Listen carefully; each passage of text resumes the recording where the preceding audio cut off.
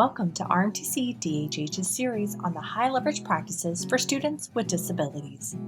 In this video, we will be discussing the second high leverage practice from the CEC and CEEDAR Center's publication, High Leverage Practices in Special Education.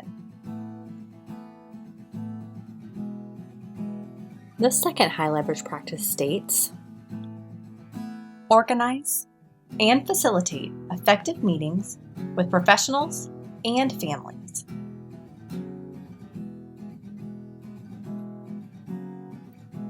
In the last video for HLP1, we talked about what collaboration is and what it looked like. We talked about having communication skills and trust equals effective collaboration. Now we have to build on that collaboration to create effective meetings. What's the recipe for effective meetings? What else is needed besides collaboration?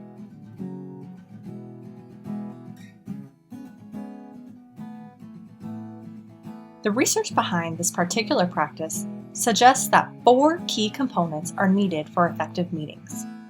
And those are building trust, as we discussed in the HLP1 video, making sure you have that trust battery full before a meeting is critical, but not only with professionals, with parents too.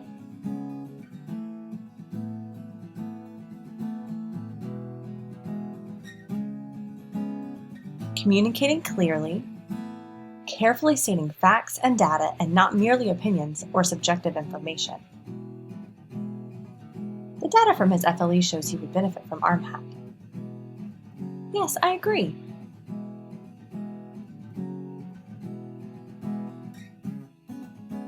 Listening carefully to others' concerns and opinions.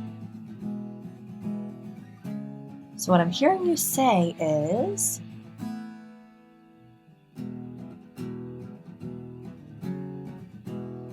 and holding a belief of equality as shown through genuine respect for others. Mom and Dad, your opinions are valued and equally important as everyone else on the team. Oh, and let's not forget that the student is also included in that team.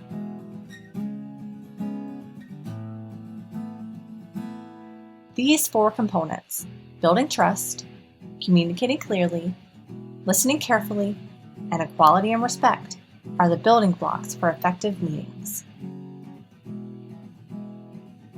So that when the time comes for any kind of meeting, courageous conversations can happen, knowing there is mutual trust and respect among all parties.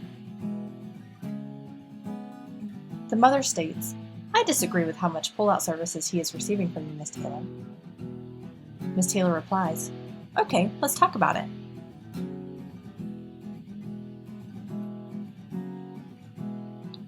But what about those meetings that may have complicated situations and no trust battery has been put in place?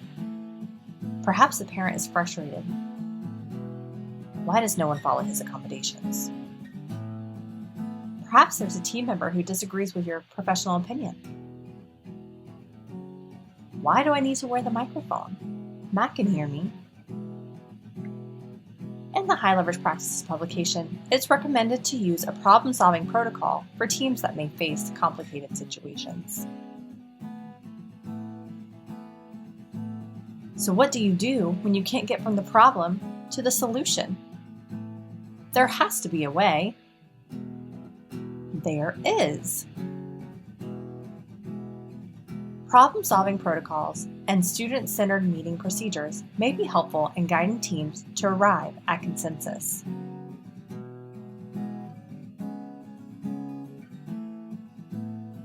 Using tools like the Learning Forward's problem-solving protocol, which is stating the problem, setting conditions for a solution, proposing solutions, checking that the proposed solutions against criteria, selecting a solution, acting on that solution, and revisiting, is one way to make sure teams stay focused on the problem and see it through to resolution. When consensus cannot be found, requesting a facilitated IEP may be helpful. The facilitated IEP process can help teams in effectively coming to consensus when creating an individualized education plan for a student.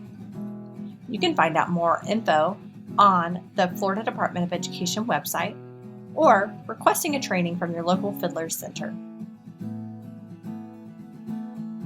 We will leave you with this point to ponder. What tools do you use to organize and facilitate effective meetings? Come to the TA Live discussion to learn how your colleagues address this question, and share your thoughts to collaborate together.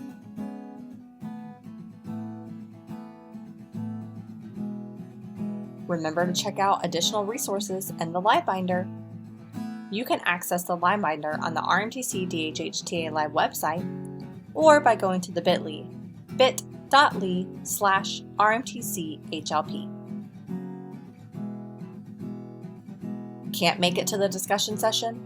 Or perhaps you're watching a recording of this at a later time. An idea to still work within your district is to visit the Iris Center Interactive Alignment tool. This tool identifies which IRIS resource provides information on the specific HLP.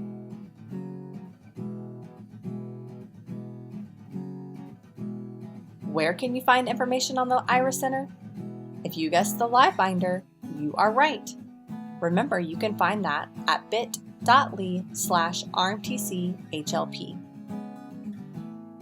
To watch more videos about the HLPs, make sure you check out the TA Live archive and our video library. Until next time, we'll see you around.